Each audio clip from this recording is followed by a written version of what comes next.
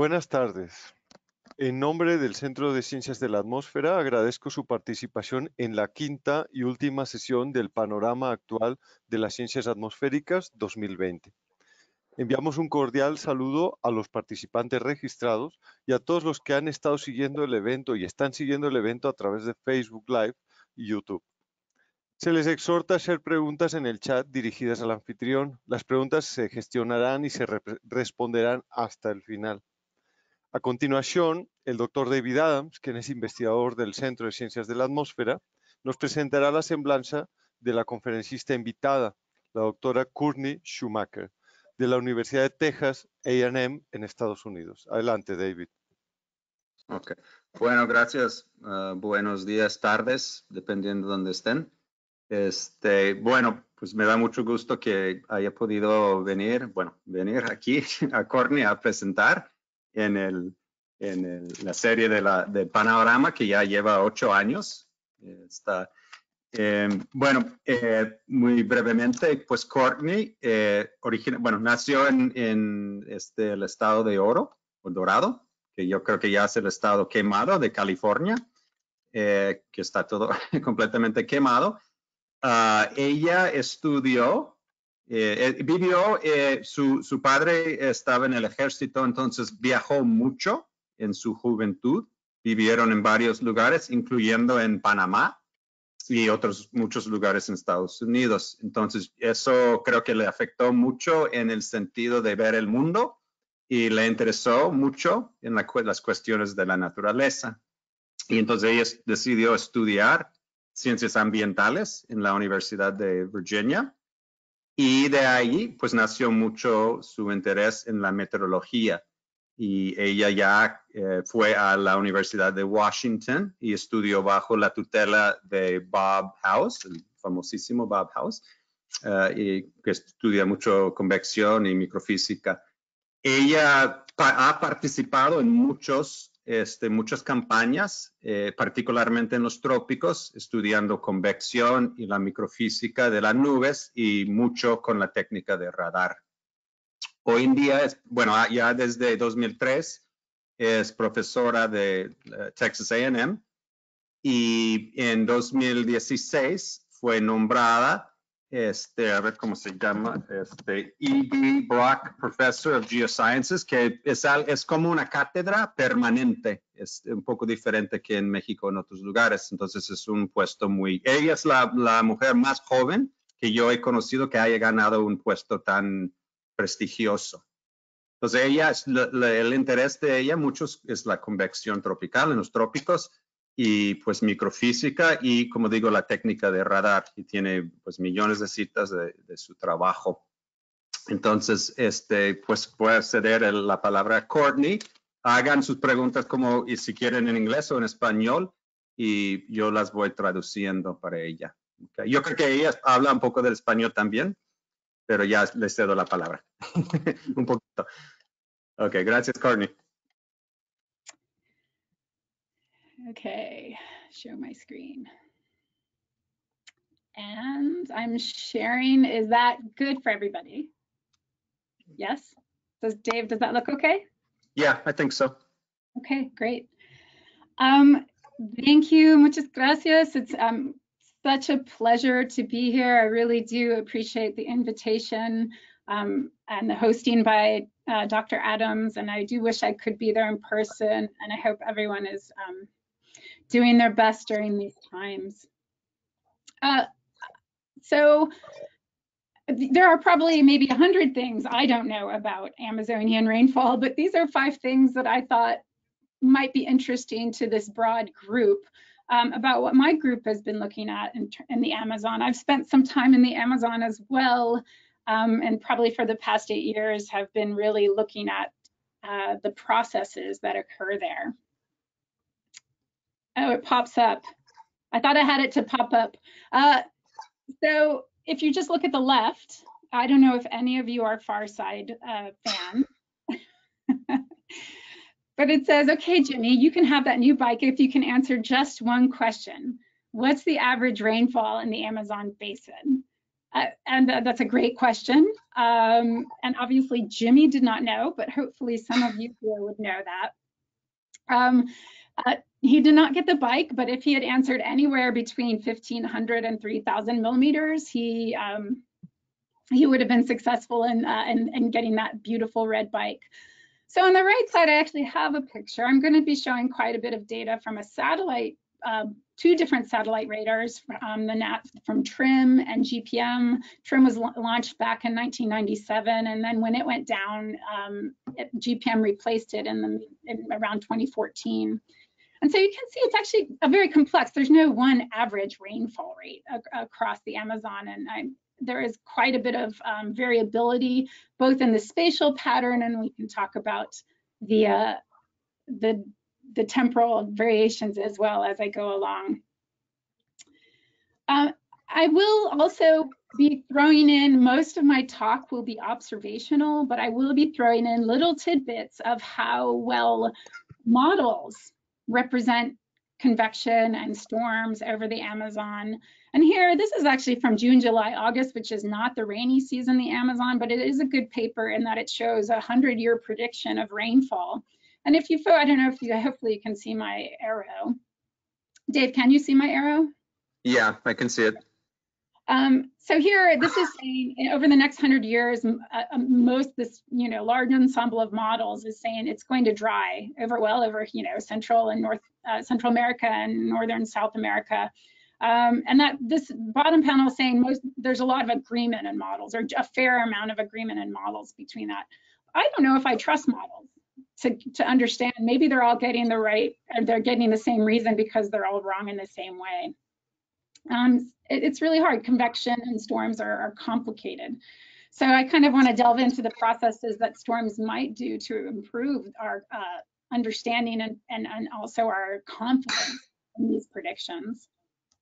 So this outline, I'll probably spend, less than 10 minutes on each of these. So it's a bit of a potpourri. It's a smattering of topics, and I'm hoping to capture interest from the wide variety of people that are in the audience. And not to belabor the outline, it's the same that as the abstract that I put on the Panorama schedule and on the website. But basically, I'll be talking about different types of storms over the Amazon, when they occur, what other synoptic field forces.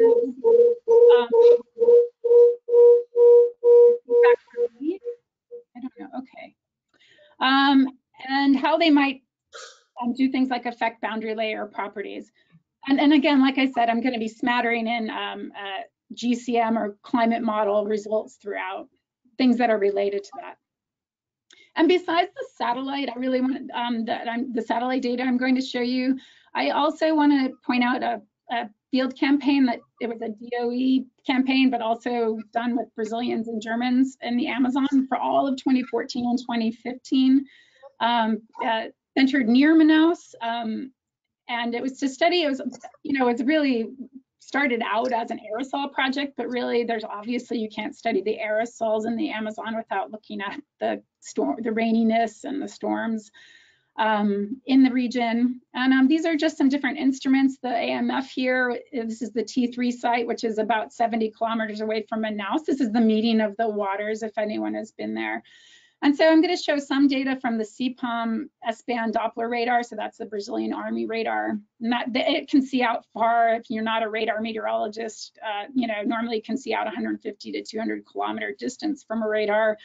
The T3 site is just a heavily instrumented ground site with things like a surface mid station, surface ozone, many other instruments, but those are some of the ones I will show.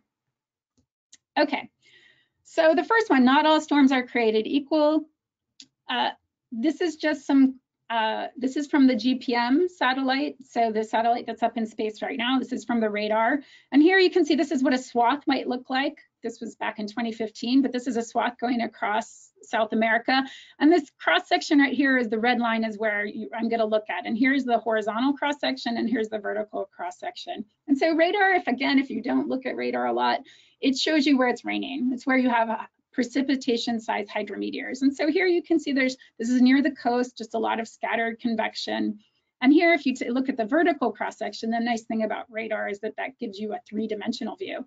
You can see a lot of convection that really doesn't go much above 5 kilometers. None of this does. And that's 5 kilometers is about the 0 degrees Celsius level climatologically in the tropics. So this is all going to be warm rain processes, so liquid, mostly liquid, maybe a little bit of tops that are starting to get a little icy. And so that's when I talk about shallow convection. This is what I mean, something that's pretty isolated and short. This is very different than the case over here, where we have another cross-section through more of the central Amazon. Here's that red line where I'm taking the cross-section. And here you can see things are a lot, and there's a lot more rain across the cross-section. This is about a 250 kilometer swath. And there's a lot more rain that's a lot more intense. The colors are darker, especially here. If you in the vertical cross-section, you can see some very high reflectivities. That means very heavy rain. Again, and these tops, these echo tops, these reflectivity tops are reaching up to 12, 13 kilometers. Here, and so this is what we would call a deep convective region. And then there's this really large region spreading out from the deep convection. And you can see here this enhanced reflectivity around 5 kilometers around that 0 degrees Celsius. That's the bright band. And so this is what we consider stratiform rain, right? So this is it's a lot more horizontally homogeneous and lighter rain rates than what you would get in the deep convection. And so this is a very organized system right here. This is a more isolated deep convection. And so this, to highlight what this is, I'm going to be using this term a fair bit. This is what we would call a mesoscale convective system. And that's because it has rain that's covering over 100 kilometers in a contiguous direction. It's got a deep convective region with strong updrafts and downdrafts. And then it's got this, again, this very large, more weakly raining stratiform rain region with much weaker updrafts and weaker downdrafts below the 0 degrees Celsius, this 5 kilometers. These MCSs don't happen a lot, but you'll see that they are very important, especially across the Amazon. So now if we take the whole, I don't have the years here, but this is the whole from for 1998 to basically almost the present. So this is, 20 years of rainfall from these satellites. And you can see that if you look at this is the annual rainfall from each rain type. Here, that shallow convective rain really likes to happen on the coast. It does happen inland, and then we can even see some of the Amazon River here and some of the smaller rivers. But you can see that really it's these deeper convective rain types and then the stratiform rain that actually covers much of the Amazon basin. So most of your rain is not coming from the shallow stuff, even though that it tends to like the coast. It really is, it's occurring in the deep convective rain and then some stratiform rain. Although the deep convective rain certainly has more of a coastal presence than the stratiform rain. And sometimes we do this where we say, if you take the stratiform rain fraction, so the amount of total rain that is stratiform, notice that the color bar here, there's a lot, this is a smaller amount than these two here. Stratiform rain fractions range from about 30 to 50%, but not along so that's along, especially as you get closer to the Andes, but it's a lot less along the coast, right, where you don't have a lot of stratiform rain. And this is important. I'm going to use stratiform rain fraction as a way to say where MCSs are important, where mesoscale convective systems are important.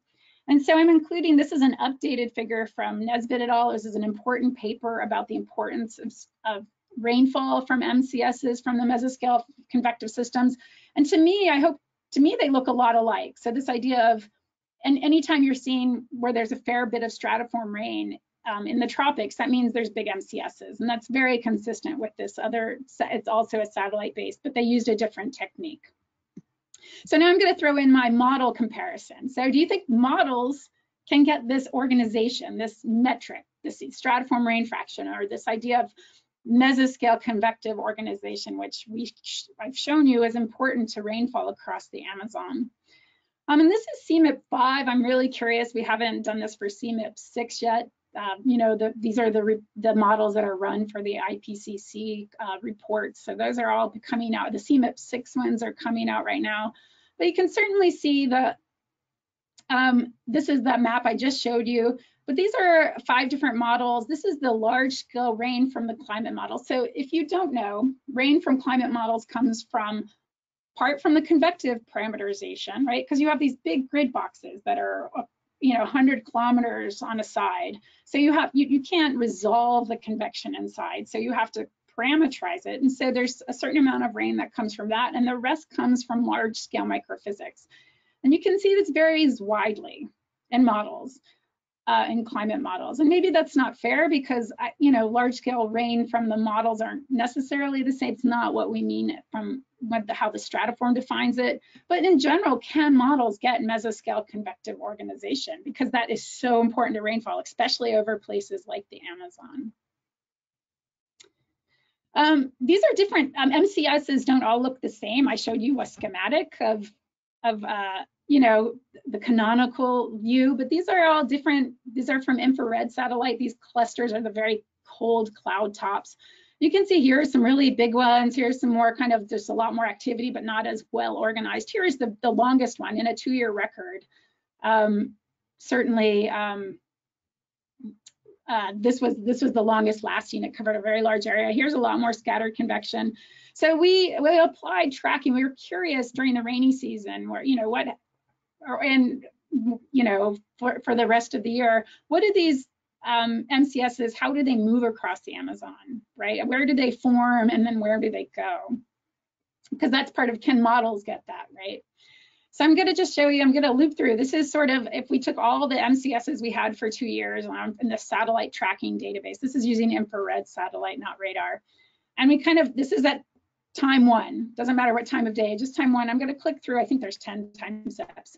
So this is the area covered by the storm, by each of the clusters. And as you can see, there's a cluster on the coast, and then there's a lot of clusters inland on the Amazon. So I'm going to keep on going through the different time steps. So here's the maximum time step, and then we go down. And so these clusters they like to occur on the coast here, and then in the central Amazon, kind of around Venezuela, they have really great systems that go there. So I just wanted to point out that we have most of the Amazonian MCSs really start in the central Amazon, and don't this coastal convection, most likely associated with the sea breeze, is not normally associated with what's happening here. And this is important. So have we go through this? This is important because when we look at MCSs, so this is the probability of those clusters. And we can see that there's some probability here, but then there's a break. And again, so most of the activity is happening inland in terms of that convection and then the big storminess. And this looks a lot like the rain map, right? So where we have these big clusters is where we have the most rain. And this is again dictated by deep convective rain and stratiform rain. But the shallow convection does play a role on this coastal amount and in these smaller clusters. And so I want to say this is an important side note, is that a lot of people think the big systems here all come from the coast, but it doesn't happen very often, right? So there's a lot of studies that say, oh, a lot of the big systems come all the way from the coast. That doesn't happen very often. Okay, now I'm on to my next one. That was probably one of my longer sections. But now, do those systems all occur at the same time of day? No, there's actually this amazing diurnal cycle across the Amazon. This is from TRIM rainfall data. This is actually passive microwave data. And you can see this is the diurnal cycle phase. So essentially the central Amazon, this is in UTC time. The central Amazon is UTC minus 4 hours. But here you can see on the here on the coast, we can, this is your daytime convection. And then the diurnal cycle of the rainfall tends to get later in the day as you get farther away from the site, from the coast. But then all of a sudden you get daytime convection blowing up again here. And then there's an amplitude of this too. So the strongest amplitude of this diurnal cycle is on the coast, and then it's a little bit weaker in that where it's not that rainy, and then it starts picking up, and again a little bit in the central Amazon. And then of course you can see the Amazon River and other river tributaries that also have river and sea breezes. So here, this is a very strong sea breeze signal. You still get a pretty good signal from just daytime convection popping up. And then, like I said, there's the river the river breezes also pop up. And this is very consistent with other work done by many other authors. I should point out, you know, a lot of people look at Amazonian rainfall and convection, and this is just a very, you know, small view of what I think has been interesting and from my group's perspective. But there's, you know, a lot of interest in this region because of the importance of the Amazon in terms of the rainforest and other aspects of Amazonian rainfall. Okay, so but what contributes to this diurnal cycle? So let's go back to those rain types. If you remember from the first part of the talk, hopefully it wasn't too long ago.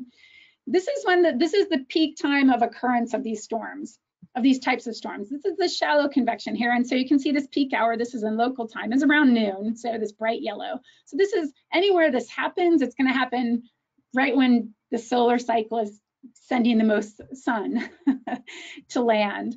But then you can see the deep convection is delayed by a few hours. So really, and this is across the whole Amazon, including the coast. And so it takes time for that shallow convection to develop. And for the daytime heating, there's a bit of a lag between how long it takes the round heat up to your maximum temperatures. And so then the deep convection responds to that lag.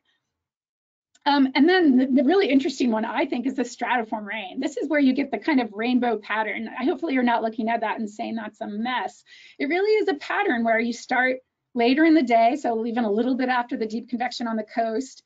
And then as you can imagine, as those MCSs propagate inland, then the stratiform rain starts becoming more important.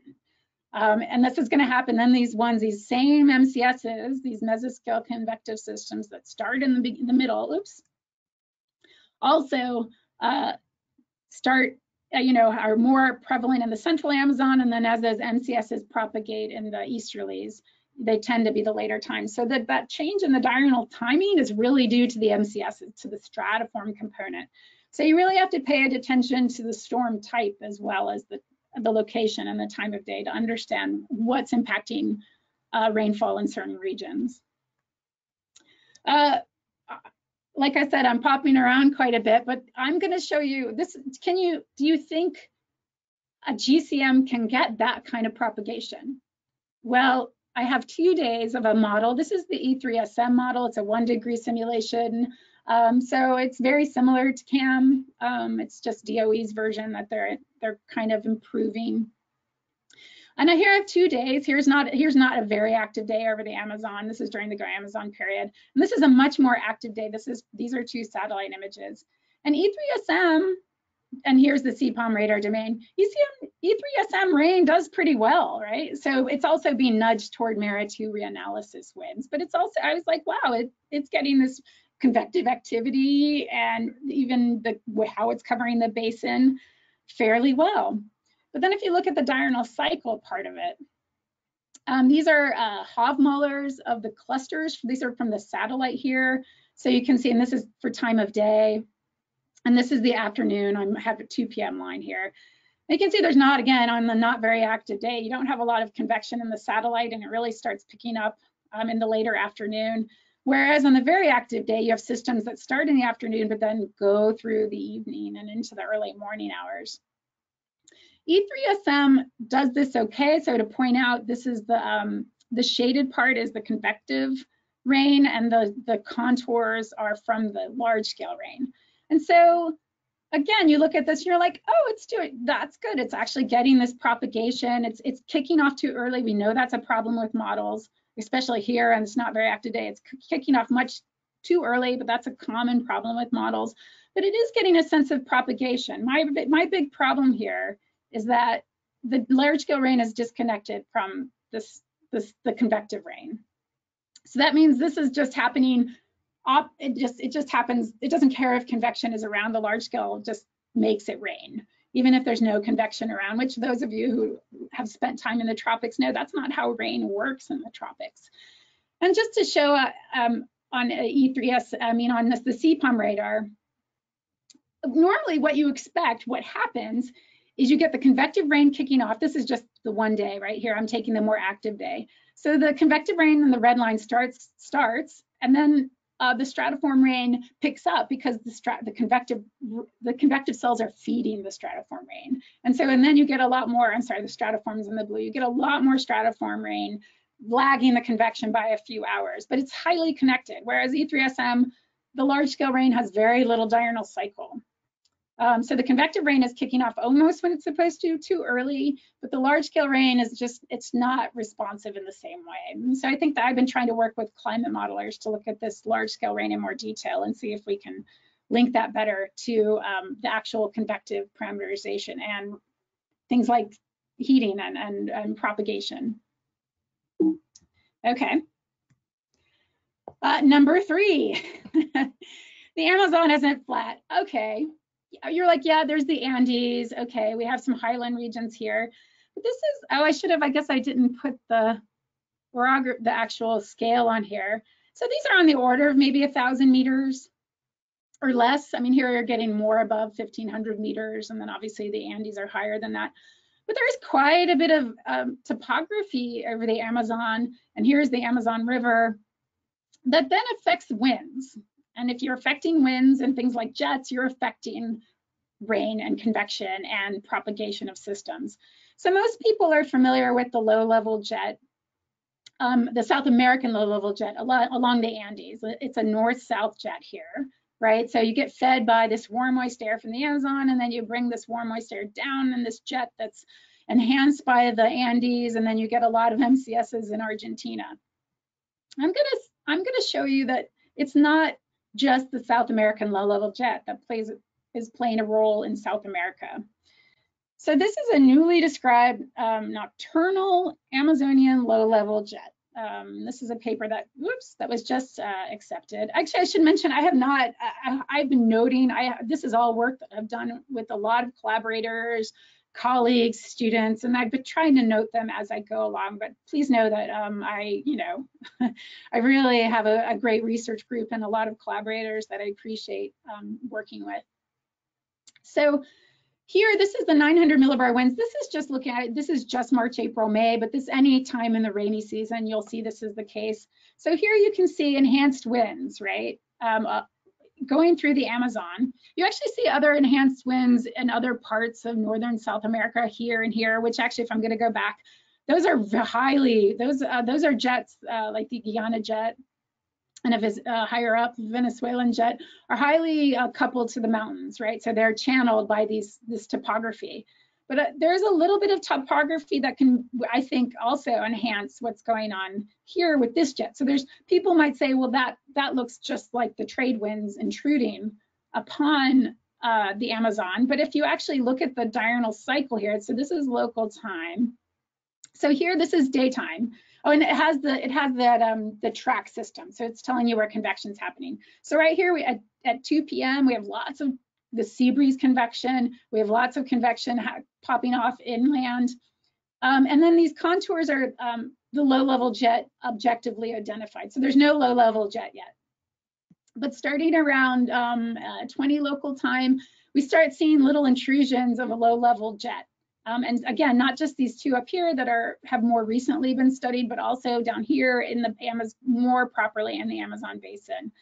And as you see at 23Z, at 2Z, I mean, it's 23 local time. So as we're going in night into early morning hours, that jet extends on the order of about a quarter of the time into the central Amazon. And it's associated with some nocturnal convection. It's not only associated with nocturnal convection. I'm going to switch now. I'm going to show you the moisture. This is sort of the lower tropospheric moisture. The moisture flux that is associated, again, not much happening. There is some, right? There's the trades, there's, the Amazon River in the daytime, but that's really getting enhanced. That moisture transport's really getting enhanced in the evening hours into the early morning. And we postulate that then there's moisture left over in the central Amazon the next day to help assist that big blow up of convection over the Amazon during the day. This is brief. So this is a paper that was just accepted. This is one of my grad students that we're almost ready to submit this. And she's done a whole study on can GCMs simulate the low level jet and things like the moisture associated with them. and things like that. And this is just a preview of that. I don't have enough time to go into the details of, of most of these things, but this is just to say she ran a coupled version, so an atmosphere ocean coupled climate model, the CESM, as well as the uncoupled version, which is CAM5.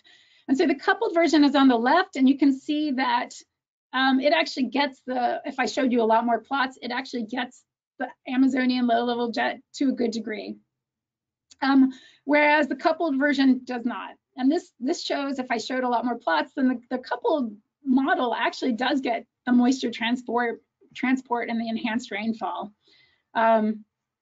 So that's interesting, that we found out very interesting that a climate model could get it, but not, there were biases on the land temperature and the sea surface temperature that didn't, over here for the uncoupled version, that didn't allow it to create the strong enough jet. So the whole point is there, and we're continuing to study to see how important the low-level jet is to getting the overall rainfall. So do GCMs get the overall rainfall in the Amazon? So this is not my work, but it's been work that's very influential in my group's work. Basically, no. So I showed you that, in 100 years, all the models say South America is going to dry, or they agree quite a bit, and that makes sense with deforestation and things like that. But this is the CMIP. This is the last version of the IPCC models and the newest version of this, the CMIP 5. So again, we don't know what CMIP 6 looks like. But if you look here, this is showing that there's a very strong precipitation bias on the coast. And then a weaker bias of saying it's too dry over the Amazon in the climate models. And this is many climate models. And so this is interesting, again, for many ways. So this makes me think, when you see this, does this mean that I showed you those maps? It doesn't mean that it's missing the coastal, it's missing the coastal convection, it's missing the sea breeze, it's missing the shallow convection going to deep. So we know models have problems with the shallow deep to deep transition. That's an active area of research. There's also some dry bias over the Amazon. Could that be because some of these models don't get the jet right? So again, this is a very open question, something we want to look at for the CMIP models, but to try to understand, why do GCMs see a dry bias over the full Amazon, but especially over the coast? This is during the rainy season. Okay, number 4. And number 5 doesn't exist because I'm integrating it in all of these. I think I'm leaving enough time to get a lot of questions too. So I hope you're writing down questions on each of these. So besides creating rain, Amazon storms can actually change boundary layer properties. And the first way I'm going to show how they do that is through the creation of cold pools. So downdrafts and then into cold pools. So here you can see strong updrafts in a convective cell. But then when those precipitation size particles get too big, they're going to fall. And there's going to be hydrometeor drag and cooling, evaporative cooling in the downdraft. And that air is going to hit the ground and then spread out like a density current. So there's going to be colder air spreading out with different properties than the boundary layer. And that's what I mean by a cold pool. And this is work from TRIM-LBA, which was an Amazonian field project. This is the satellite view, and then on the radar view, you can see cold pools spreading out in each of these, and as they spread out, they're creating new convection. On weekly force days, so when not a lot of things were going on, that was more than half of the storm cell initiations formed from that. So they're important from a convective initiation standpoint. I'm trying to get some interest from the aerosol community. So these convective systems I'm talking about, they also transport aerosols and chemical constituents up and down. So I think a lot of people think of the convective transport up. Here we have ozone, NOx, carbon monoxide, VOCs being transported up in the updraft. But here there can be actually also significant transport downward. And here, I forget which location this is, but this is showing you have lower ozone near the surface and higher ozone aloft. So if you have a downdraft initiating in the middle troposphere, it's going to bring higher ozone downward. in Manaus, people who have launched ozone sondes have shown that there is also a mid-level ozone maximum there, but the values are more like 10 ppb at the surface and 30 to 40 aloft if you put an ozone sonde up at Manaus. Okay, so let me show you some results related to both cold pools and this ozone transport from Go Amazon. So now I'm going to Go Amazon. This is just an example of one of my students who objectively identified cold pools using just the surface data. And while most people think of cold pools as temperature, so you're like, yeah, you would just look at the temperature, there's actually changes in variables, the wind speed, the pressure, the humidity, all of these things change when cold. This is a cold pool that happened on this example day, and the raw observations, these 1-minute observations. So she analyzed 8 variables in a way to take away any variability. So she did an FFT, a fast Fourier transform, to remove the diurnal and seasonal cycle. So anything here, this is this diurnal cycle, there's wet and dry season cycle. She takes that out, so that's why you have it flat. She just gets the deviations from the remaining signal, and she looks for peaks in them. And she kind of looks around. She then, for each variable, she counts how many peaks. So here, there's a peak in temperature, but not in wind speed, for example. And so if there is a time period, a 20-minute window with enough peaks, she would call that an event. And she confirmed that those events using a cell tracking algorithm applied to the CPAM radar data. So the cool thing about this is hard. Most studies have just been like a field campaign or modeling studies that we know that we get at cold pool properties. So this was very interesting because she did this for the whole 2-year period at the T3 site down, in Manacaparu. She found over 1,500 events. And you can see that as expected, the events on average are colder, but even in the maximum. So she has a lot of statistics, so some events were quite intense. Wind speed changes, pressure changes, these are all, again, to be expected. And if you compare them, I don't have the mid-latitude values, but mid-latitude values tend to be stronger. In mid-latitude land, you tend to have stronger deviations when the cold pool happens. Over here, these are the studies that have been done for mean characteristics from tropical ocean values. And so the Amazon and this green ocean is more comparable to what you see over tropical oceanic values than the mid-latitude values. And the other thing that Sophie did that really is interesting is to say, well, you don't always just have one event, right? Often you have multiple events. So it can either be two cold pools collide, or you can have a multicellular storm where you have multiple downdrafts feeding the same cold pool. And so with her technique, she could also look at multiple cold pool characteristics. And again, as expected, you get a stronger signal in basically all of these variables. You get colder temperature perturbation, stronger wind speed perturbations as you add your events. And so this is complicated. This is the first time I know of that things have been quantitatively on such a large scale quantified observationally.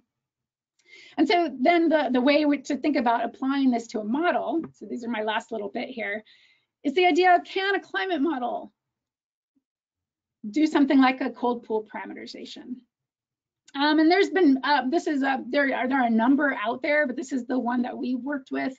Tony Dilgenio has a cold pool parameterization where you initialize your cold pool with a kind of some little bubble of potential temperature and specific humidity. So it's its own entity.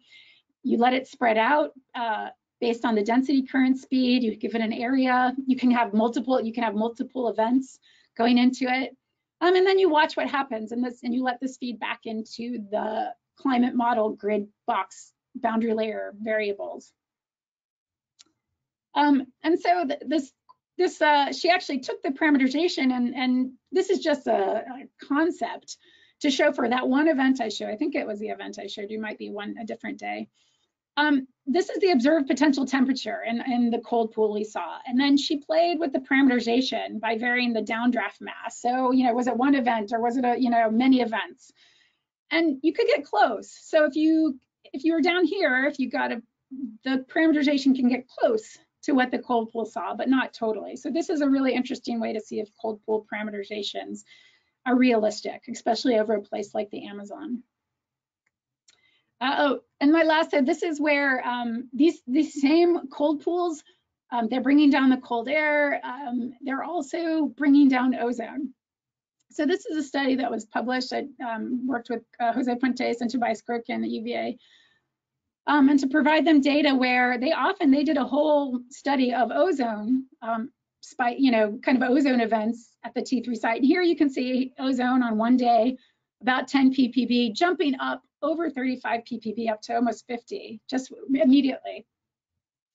And this happened right when this storm, this big squall line came through. And if you look at the radar just in this box around the T3, this is again that vertical profile of reflectivity. You can see this, what we call a descending arm, because we have our kind of up, right on the edge, you have this updraft and then what seems to be more of a downdraft air. And 12 minutes later, it's all downdraft. So here, this is this descending arm, we're calling it, is happening at the same time as the ozone. We also saw vertical motions consistent with mid-level downdrafts at this time.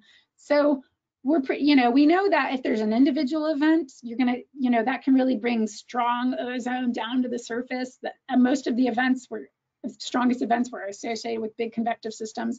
But there were also days that just had a lot of, it was convectively active, but nothing quite as big as this.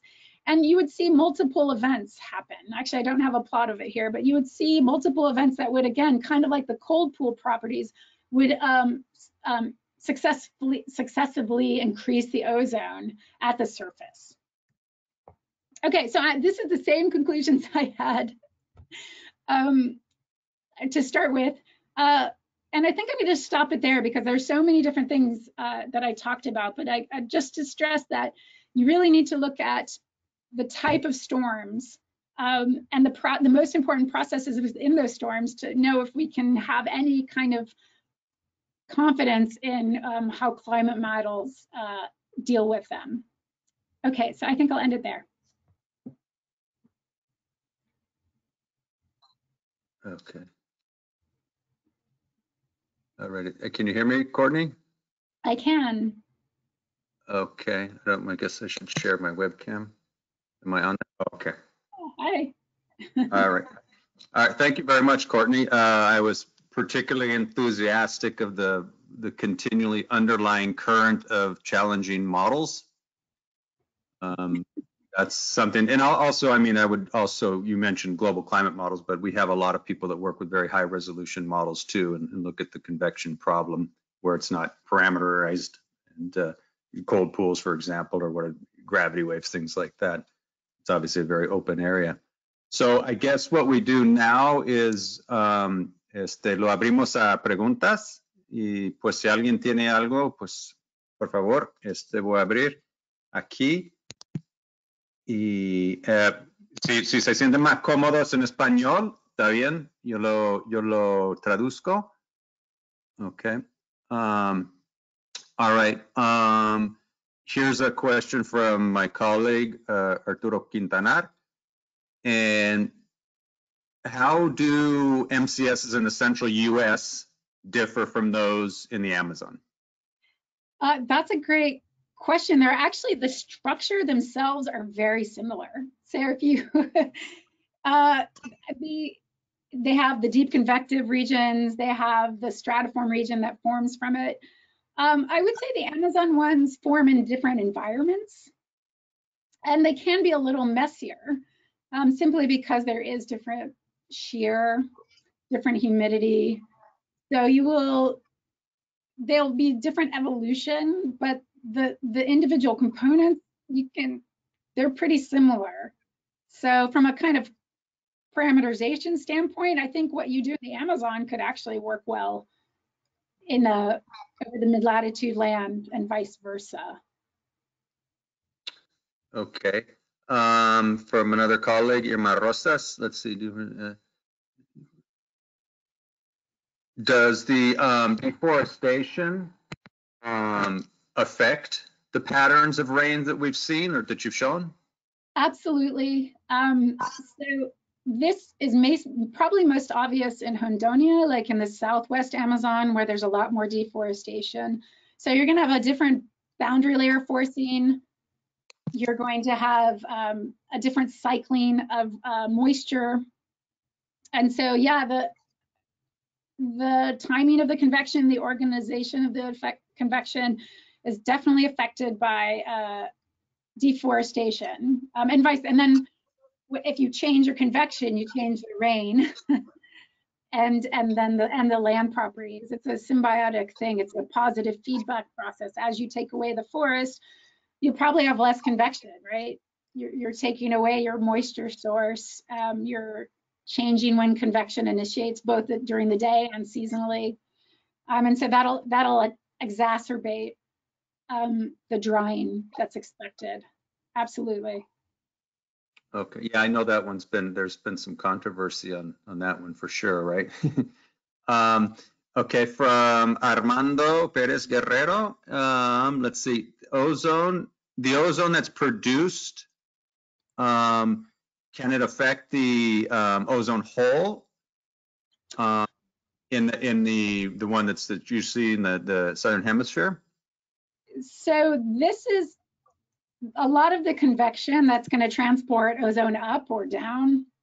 This is all happening at latitudes far away from the ozone holes that you see in the higher latitudes. I think this will be ozone that's going to be much more tropically or mid-latitude confined. I might be off on that if the QBO, there's maybe the quasi-biennial oscillation that's driven by a tropical convection that might reach this, polar stratosphere, but that's a very indirect way. So no, this is very much ozone at lower latitudes. Especially what I was showing, the downward version would be affecting boundary layer where we live. Process happening in the rainforest. Okay, from colleague Graciela Raga, interested in the nocturnal. What is the structure of the Amazonian low-level jet? Does the shear from this low-level jet help organize the mesoscale convective systems inland? Yes, so if I'd had more time, I would have shown you the vertical cross-section. So it's enhanced winds by a couple meters per second below 900 millibars. And so you're right, that low-level shear, I think maybe can people still see my screen, Dave? I think so, yeah. Okay. Yeah, I assume so. This is exactly why I think there is some enhanced convection associated with the jet. Because of that low level shear that's, and maybe some enhanced convergence that's happening at I think that's part of what that's for. And that's different than the moisture being transported. So yeah, that's absolutely, it's not quite as strong as the Great Plains low level jet or the jet. It's not as strong as these jets that are happening further north, but it certainly has more of an signature in the convection. I think it can locally affect convection. Yeah, good point. Okay. All right, from my colleague in Brazil, Henrique Barbosa, what initiates convection? Oh, you know Henrique? I think so, yeah. What initiates convection in the Amazon, and why is it sometimes isolated, and why does it sometimes become organized? Okay, let's, what picture do I want to help me? Yeah, so I think the convection, it's very rooted in boundary layer processes. So in the absence of anything else, right, it's just daytime heating that will then start your shallow convection off, that will then evolve, or later a lagged initiation of a deep convection. what I think happens here, and it can affect deep convection as well, you can have things like Kelvin waves or jets, or there are synoptic features that can help organize the system. And sometimes if you have just enough, if there's enough moisture, so having a good moisture availability, I know the Amazon is very moist, but a deeper moisture can certainly help systems go from deep to stratiform and organize. And so I'm going to say in the absence of any forcing, it's a boundary layer, more moist boundary layer process. To really get things big and organized, you're going to need something external like deep moisture, deep shear, Kelvin waves, something, you know, other synoptic features. So that's a bit of that's a pithy description, but I think there's a lot of factors that one has to take into account, which is part of the reason I gave this talk. Right. Okay. From Joshua Ivan Munoz Salazar, for how long a time can the high ozone levels remain that are associated with the downdrafts? Yeah, this was our strongest event, but it can be a couple hours. This, if you look at this paper, yeah, so here we go from 10 up to 50, and even 2 hours later, we're at 30. That's a great question, and I wish I had Tobias's paper up, but they did look at the whole climatology. So yeah, it can be for many hours, and so that's interesting. What time of day do you get that injection? What does that mean for ozone interactions during the day or at night or with the rainforest? And on convective days, you kind of maintain that longer if it's just convectively active and there's just ozone being continuously brought down. Yeah, I would look at this paper for more details, but many hours. Okay. All right, from Daniel Pretelin, 2 questions. First, what criteria do you use to separate shallow convection, convective, and stratiform rain?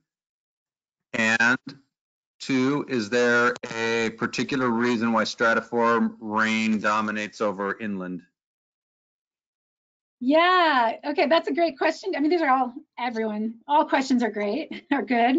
This is a good audience. So the shallow convection, so that what we first do is a texture algorithm. So we look at the horizontal map and we say, is it kind of more isolated or is it more, continuous? And if it's peaked, and if it's continuous and peaked, so it's convective if it's just peaked and there's nothing around it, or if it's much stronger than what's nearby. So right here, this is where your convection is, and this is where your convection is. So that's a texture algorithm done at the horizontal scale. It's from a Steiner et al. Algorithm, 1995. And then the shallow convection is anything under, that's a great, yeah, I didn't mention this, but it's anything under 6 kilometers. We normally do. So anything below the 0 degrees Celsius level.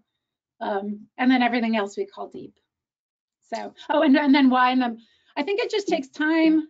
Yeah, the inland. I think it just takes time so the winds, these systems are moving with the trade, with your your easterlies.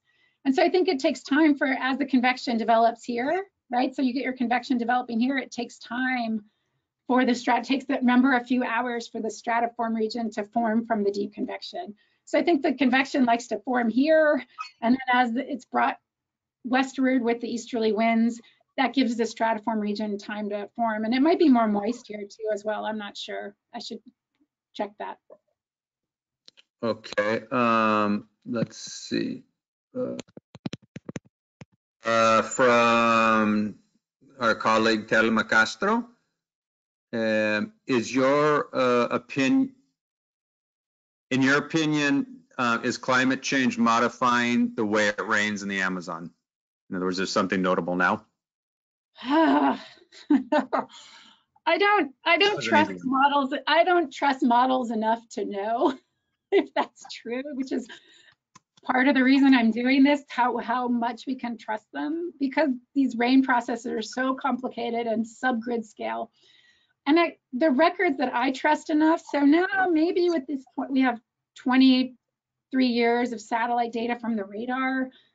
in space. Maybe we can start saying that. I wouldn't have felt comfortable until fairly recently to say that. So let me get back to you once I find a model that I trust. And now that we've waited long enough to, you know, that we have a couple decades of satellite data to look at, then maybe we can start saying something. It's a good question, a hard question. And actually, so this one's actually kind of related, and this is again from our colleague Arturo Quintanar. Does the wet get wetter, dry get drier paradigm taking place in the Amazon? No, you know, the Amazon's already wet. I think that's more in the ITCZ. So I'll bring this back up. So I think there's a lot of drying. I mean, at least this model set up, there's a lot of drying over Central America and northern South America. Yeah, it's getting wetter over the maritime continent and South Asia. Africa doesn't show that strong of a signal. I think that really is more of an ITCZ, where you're getting wetter in the ITCZ and then drier in the subtropical regions. I think if I look at this over land, it's not as clear. Yeah, that argument. Again, maybe I would like to see the newest versions of climate models, the CMIP6, and see what they're doing. I don't think there's a big change, in all honesty. Maybe I shouldn't say this. I reviewed a paper that looked at CMIP6 models compared to CMIP5 and tropical rainfall, and the changes aren't huge. Okay. So, yeah, I think that's much more over the Pacific and the ITCZ. Okay, I think this is another colleague, Rocio Garcia, and it would be related, again, kind of climate change. How often are these storms in the Amazon caused by the effects of climate change? I think maybe she's asking the frequency. Yeah, I do not know. Are they more frequent, less frequent, something like that? No, I don't know if anyone has done attribution studies for the Amazon. So the Amazon, you know, it's not like tropical cyclones, right? That people can say, oh, that's more likely because of climate change. I think again, that goes back to that previous question. Do we have a long enough time series that we trust to look at the distribution, to look at the tail? Are the tails changing? And again, I think you would need to now look at this with a long enough data set and with a model that you trust. And it's a great future question. Hopefully some of you will work on this, or for the Amazon or Central America, I think it's a similar question. Right. Okay. Let's see, how did you get the fraction? This is from Guillermo, another colleague at the CCA, Guillermo Montero Martinez. Let's see, how did you get the rain fraction between the convective and stratiform? Yeah, so that's just the percent of total rain that's dry. So the total rain is going to be, sorry, I'm bumping around. This is the total rain. So if you see, you know, going back to my comic, right, we get, let's say, about 3 meters per year here, right? And if you go back to the stratiform, you know, there's on the order of 1 to 1.5 meters, right? Here, and so that means you're getting on the order of about 30 or 40%, some pockets of 50%. So it's just just an arithmetic calculation. Okay, let's see, from Juan Camacho, do you think that there's a relationship between the maritime breeze and the formation of the MCs in the Amazon? Yeah, I think what our work was sort of surprising to me is that it showed it really is just at the coast. So I'll show you this loop. I think the sea breeze, right? So if you're just anywhere, this is around the year, but the sea breeze really absolutely affects coastal systems. Right. But the sea breeze can only go inland so far, and then they die off. So within a few hundred kilometers, absolutely. But I don't think the sea breeze, I think it then becomes like the nocturnal low-level jets. So I think the sea breeze is absolutely essential near the coast. Any of this It's going to be you're going to need to know. Oops, you're going to need your sea breeze dynamics, which I don't think climate models get. So that's probably one of the reasons they get such a big deficit there. But inland, no. Okay, and a second part to that question, is there a feedback between the stratiform and MCS rainfalls and the humidity of the actual forest, the Amazon forest? Is there feedback between the two? Oh, maybe. So these stratiform rain regions, they cover large areas, so there's a lot of cloud associated with them. And there's a lot of light rain associated with them. So instead of short, heavy rains, it's going to be kind of larger, longer, weaker rains. And so that, and actually you probably have it probably takes the boundary layer longer to recover from that. So they, in an indirect way, they could maybe temporarily decrease, kind of tamp down the boundary layer and the humidity cycling in the Amazon rainforest. But then when it comes back, there's going to be all these cloud and moisture there might be a bump back up. I haven't looked that far. I only look when it rains and a little bit after, but it would be interesting to look at what happens after the system goes through. That would be cool. You could do that with Go Amazon data. You should do that. Okay, from Guillermo, our colleague again, Guillermo Montero.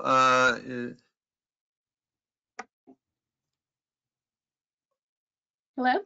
Let's see, I'm a little bit confused. Is it based on a radar criteria or on the bright? Oh, maybe he was asking about the stratiform versus the other. Yeah, it is.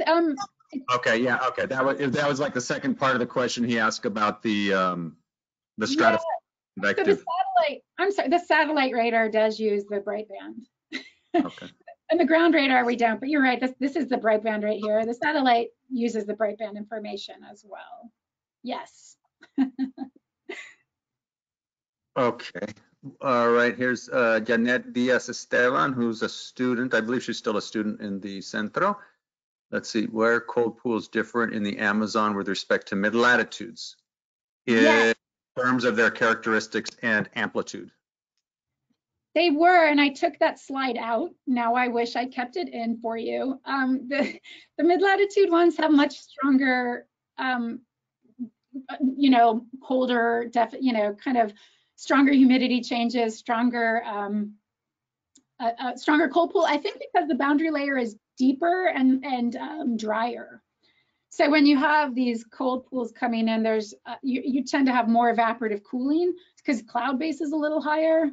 Boundary layer is drier, so you're going to have more evaporative cooling, fueling these stronger temperature and humidity differences. So it makes sense that the Amazon is kind of maybe more close to the tropical ocean, but it's because that the boundary layer properties are so different over the mid-latitudes, just, higher cloud bases, drier boundary layer. Yes. Okay. This is for, I guess it's Paris Rivera.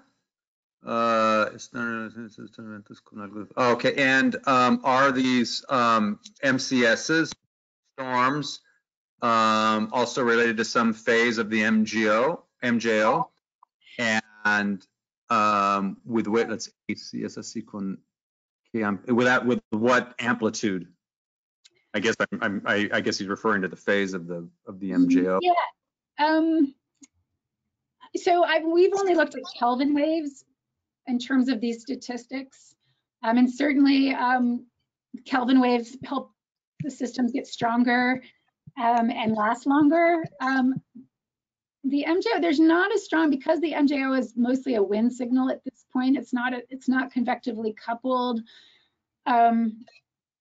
I haven't looked at it directly, and I'm wondering if I have maps somewhere. I've looked at the MJO and these parameters over the maritime continent. Now I'm going to go look back and to see if there's any signal over the Amazon. I think it would be a lot weaker than what you'd see in the West Pacific and the Indian Ocean, but it might be there. I don't think it'll be strong, but it might be there. That's a good question. Yeah, actually, I mean, this is a good question here too. It's from Jose Antonio Mejia Garcia. He's asking how have the forest, especially thinking recently in the last what year in particular, the forest fires in the Amazons, have they affected these observations? I haven't looked, but yeah, so that brings in this interesting question of how do aerosols affect the evolution of both the convective and the mesoscale convective systems. And so that's really an active area of research. I think that's hard to get at because it's hard to separate the meteorology from the chemistry and sort of the dynamic forcing versus the, the microphysical forcing that might come from the aerosols. But that's a good future question too. I can ask Aaron Funk, who's my research scientist, does a lot with that. Maybe I can ask him to compare. That would be interesting. It could have an effect. Okay, here's another one from, let's see, regarding not trusting climate models, that's a good way of phrasing it. Have you looked at the simulation of Amazonian rain in the high floor model at GFDL, which is not part of the CMIP?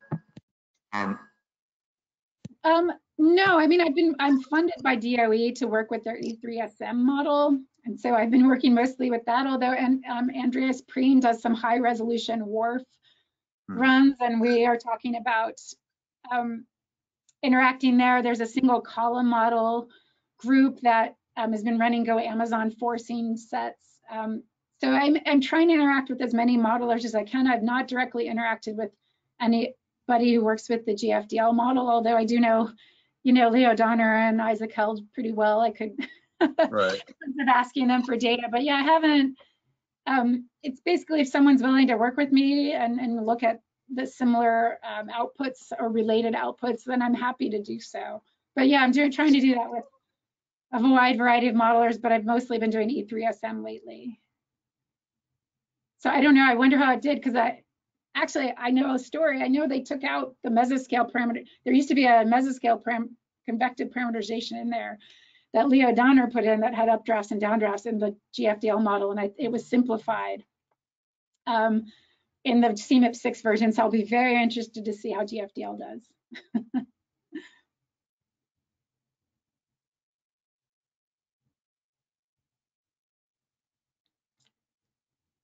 Are you translating, Dave? Or are we done with questions?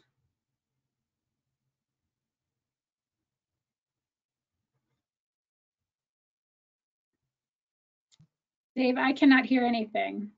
Okay, yeah, let's see. Oh, sorry. Everybody. Am I back? Yeah. Okay. So the second part of Graciela's question was she understood that the spatial location, I guess she means like the rainfall was better, but she wasn't sure about if it does it correctly in terms of cumulus versus stratiform separation or fraction. And the best, I took it out of the talk because of time, but the best metric for that, I think, is heating profiles. Because if you think about the heating profile, like the latent heating associated with this, it's going to be lower in the troposphere. Here it'll be mid-troposphere. Actually, you can't tell, but most of the growth is happening here. So the stratiform region has elevated heating. I know it doesn't look like it from here, I promise. This is cloud-based. Oh wait, I probably have it here. Yeah, so there's elevated heating here in the stratiform region. There's mid-tropospheric heating here. So that is really, I think, the end-all metric to see how they're doing. And I've looked at a lot of that. I didn't have time to show it, but if you have heating profiles from a model from the Amazon, let's look at them. Okay. Yeah. Okay, I think, okay, yeah, actually, I have one question.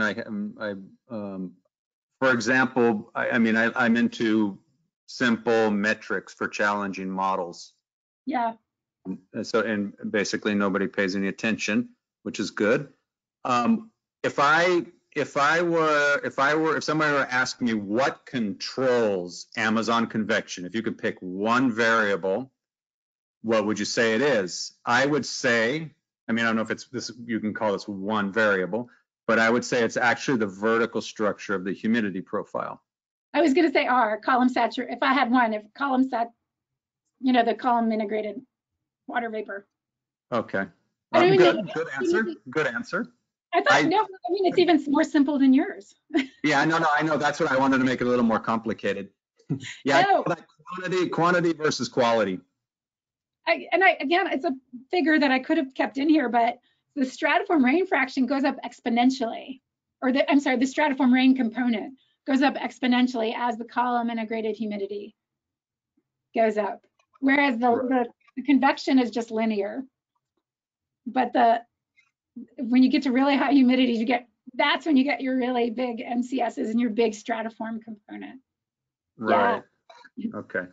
Good. Yeah. All right. We'll have some work. We'll have some work to do. Yes. Okay. Any other questions? Was there anything else you wanted to say, Courtney? Any other? No, I just thank you again. These were really, thanks for everyone's time and these great questions. And next time, hopefully I'll see you all in person. Yeah, we'll get you down. We'll get you down. And actually one of your students has visited us, and probably other students in the future can too. Yeah. That would be good to have them come down and give a talk. Yeah. Okay.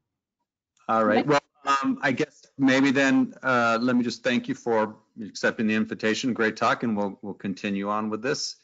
And I understand that these talks will also be available on YouTube eventually and things like that. Great. I can watch myself. Great. Okay. Yeah. That's always fun.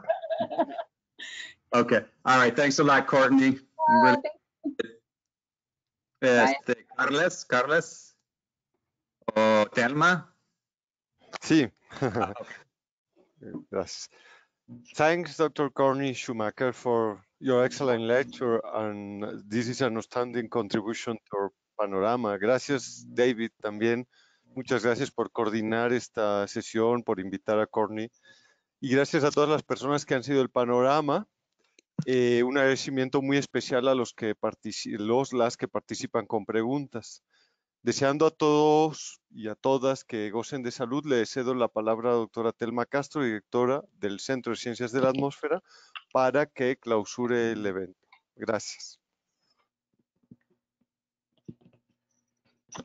Bueno, muy buenas tardes a todos los que han seguido este evento. Les agradezco muchísimo en mi calidad de directora del Centro de Ciencias de la Atmósfera. En particular, thanks, Dr. Schumacher, for your excellent presentation. Okay, and welcome to the Centro de Ciencias de la Atmósfera in virtual form. Okay, thank you. Ahora, la que sigue, por favor, ahí, que no tengo el control. Bueno, solamente para agradecerles al comité organizador de este evento, que es el doctor Carles, el doctor Carles Canet, el doctor Grutter, el doctor Estrada, la doctora Graciela Raga y el doctor Agustín García. La que sigue. Y también pues quiero agradecer muchísimo tanto a los invitados como a los anfitriones. En la primera fotografía está la doctora Rosas, le sigue la doctora Allen, el doctor Suárez, el doctor Madden y la doctora Schumacher. Cada uno de ellos los ha invitado, tienen ahí sus anfitriones, el doctor Ladino, el doctor Carles, la doctora Raga, el doctor Jaramillo y el doctor David Adams, y en la doctora Rosas estoy su servidora. La que sigue, por favor. Bueno, este evento es el 9º ciclo del panorama actual de las ciencias atmosféricas. Desde el 2012 se viene dando y en esta ocasión pues, es la primera vez que lo tuvimos en forma virtual. Creo que ha sido con todo y todo lo que podemos a veces pensar que a través de estos tipos de medios en forma virtual no pueden tener éxito. Creo yo que el hecho de tener más de 1000 asistentes en vivo durante todas las conferencias, eso no quiere decir que tuvimos 1000 en todas, pero en estos 1000 asistentes estuvieron presentes en todas las 5 conferencias. En Facebook tuvimos un alcance de 1900 personas por por evento. bueno, más bien durante todo el evento, y se han reproducido 500 veces los videos. O sea, también hubo una difusión importante en la Gaceta de la UNAM, en las redes sociales, y se hicieron algunos carteles. La que sigue, por favor. Quiero agradecer realmente muchísimo a esta coordinación y toda la logística.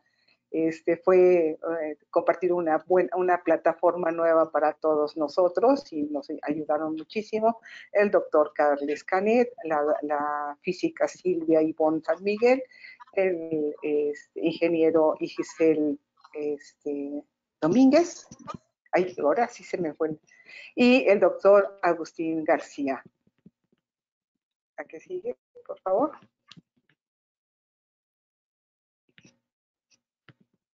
Bueno, pues nada más un agradecimiento muy especial a la Coordinación de la Investigación Científica, quien nos apoya todos los años para realizar este evento del panorama actual de las ciencias atmosféricas, y también a la Dirección General de Comunicación Social de la UNAM. En particular, estoy muy contenta porque durante todo este noveno ciclo hubo la participación bastante importante de los estudiantes, por lo cual uno de los principales objetivos, creo, lo hemos cumplido con dar este panorama para los estudiantes interesados en el tema de ciencias de la Tierra. Y pues muchísimas gracias. Gracias David, gracias doctora Schumacher, y gracias a todos. Hasta luego.